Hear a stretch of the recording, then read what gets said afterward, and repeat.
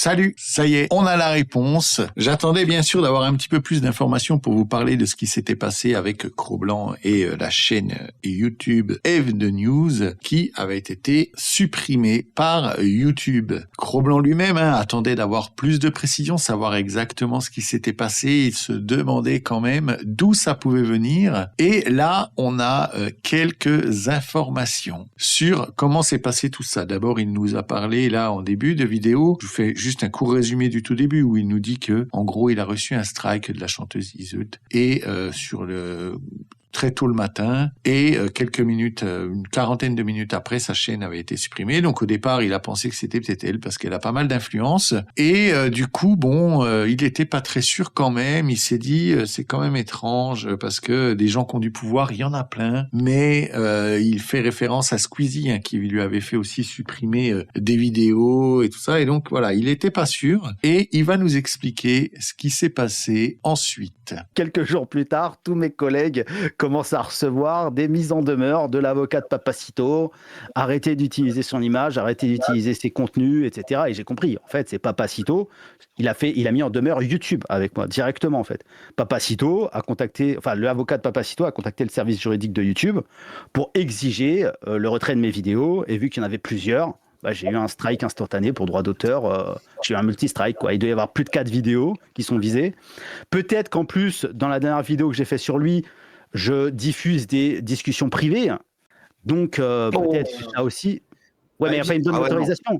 Il me donne l'autorisation de mais je sais pas si l'accord comme ça, dans un vocal un peu paumé d'une discussion, ça vaut, tu vois. Peu importe. Peu importe, je veux dire, juridiquement, il me menace. Je pourrais me défendre. Après, peut-être que le tribunal me condamnera pour diffusion, etc.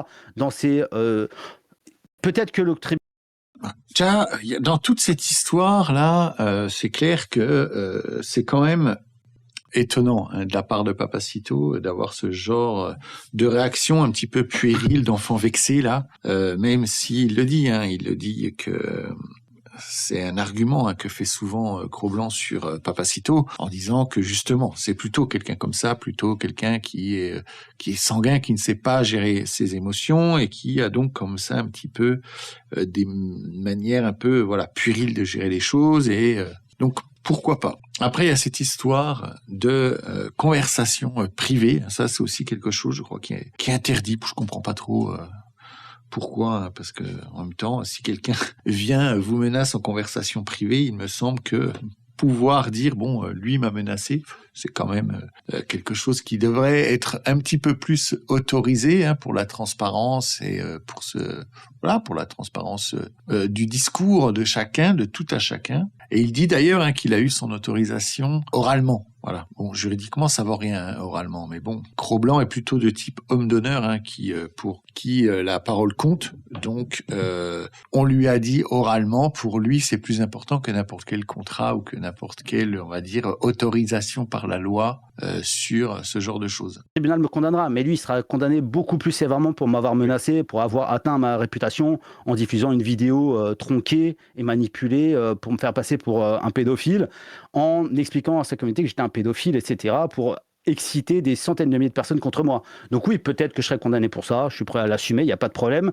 Mais voilà, fallait que je montre quand même que j'ai subi des menaces, etc. C'était le seul moyen de le faire. Parce que les gens, ils vont me croire sur parole ou pas, j'étais bien obligé de le démontrer. Si je dis le mec, il m'a menacé, les gens, ils vont dire nique ta mère. C'est comme quand je disais Marceau, Papacito arrêtait pas de dire que Marceau, il disait des saloperies sur lui, personne ne me croyait quand j'ai diffusé le passage où il le reconnaît. Et juste après, il dit, tu peux diffuser cet audio, mais mets-le en entier. Et je les ai diffusés en entier sur ma chaîne secondaire, celle-là, là. Je veux dire, je l'ai diffusé et il m'a donné l'autorisation à l'époque. Alors peut-être que c'est rétroactif, peut-être que en fin de compte il voulait pas, j'en ai rien à foutre. Je veux dire, j'assume, il n'y a pas de problème. Après peut-être que ça a fait sauter ma chaîne définitivement, effectivement, mais j'étais prêt à prendre ce risque. Je veux dire, j'étais au courant du risque. Je m'en fous en fait. Je veux dire, s'il en est là à me donner l'autorisation de diffuser des trucs et après me striker sur YouTube pour ça, moi il n'y a pas de problème. Je veux dire, Après, je comprends qu'on est rentré dans une phase où, de toute façon, il n'y a plus d'accord, il n'y a plus d'honneur, il n'y a plus de parole, tu vois. Donc, moi, je veux bien comprendre ça. Mais c'est compliqué. Je veux dire, quand tu vois la dernière vidéo, là, il est tous en train de vous strike pour droit d'auteur, et que tu vois la dernière vidéo de Raptor qui est parti chez Berkov pour dire nos adversaires politiques n'ont aucun problème à nous faire disparaître, à nous abattre, à nous tuer médiatiquement pour nous faire taire, parce qu'ils n'aiment pas ce qu'on dit, c'est quand même assez cocasse, quand même. Je veux dire... Ouais, ça c'est totalement vrai. C'est quand même fou parce que bon, il prend l'exemple de Raptor parce qu'il est très proche de Papacito, ils font leur podcast ensemble et donc ça veut dire qu'ils ont quand même une certaine ils sont quand même liés, hein, on va dire, sur leur manière de penser, sur leur manière de voir le monde. Donc, c'est vrai que c'est assez fort de reprocher à nos amis gauchistes qui utilisent ce genre de stratagème pour faire taire leurs adversaires politiques et trouver que c'est vraiment ignoble d'agir comme ça et voir quelqu'un comme Papacito qui, lui, se vaut... se couvre de vertus chevaleresques à longueur de temps et qui là, pour le coup, a fait quelque chose qui est un petit peu l'opposé de la chevalerie. On règle ses problèmes en face à face.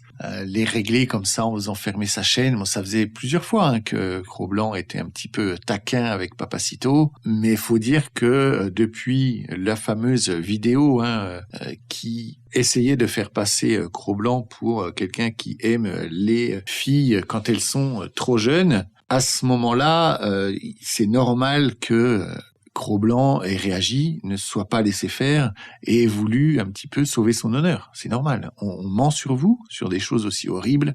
Papacito, faut aussi qu'il assume qu'il n'est pas parfait. On ne l'est pas, personne ne l'est. Et il avait le droit d'avoir fait une erreur, il avait le droit de le reconnaître, il avait le droit d'arrêter d'essayer de réagir comme un gauchiste. Ça, c'est typiquement la réaction gauchiste de quelqu'un qui est un petit peu encore adolescent. D'ailleurs, on le voit, quand je le disais au début, que c'est étonnant parce que sa réaction, c'est une réaction puérile. Oui, quelque part, il l'est. Et là, ça en est quand même un petit peu la preuve dans cette affaire. Ce qui m'embête moi le plus dans cette histoire, et c'est ce que je trouve dommage, c'est que on a des gens comme Papacito qui sont très quelque part un petit peu moralisateurs par rapport à la vie, à ce qu'on peut faire dans la vie, et l'attitude des hommes à agir comme des hommes, et la difficulté qu'a aujourd'hui le pays avec la parole qui n'est pas de gauche, cette parole qui a du mal à s'exprimer, parce que ça a été quand même plein de fois prouvé que c'est pas la parole la plus simple à faire exprimer, celle qui n'est pas de gauche. Je dirais même pas une parole de droite, mais juste une parole qui n'est pas de gauche. Et là, pour le coup, Papacito joue contre notre camp, joue contre le camp de ceux qui essayent un petit peu comme ça de faire sortir la France de cette léthargie gauchiste dans laquelle elle est. Et ce qu'il a fait, pour le coup, c'est très lâche et inadmissible. On ne doit pas, nous, commencer à agir et réagir comme le feraient certains des pires gauchistes, en fait. C'est vraiment... moi, pour le coup, je suis vraiment très déçu de ça. Après, voilà, on a Cro-Blanc qui est quand même sur une hypothèse. Il n'y a pas de preuves concrètes, mais ils vont le dire. Psyodélique a reçu...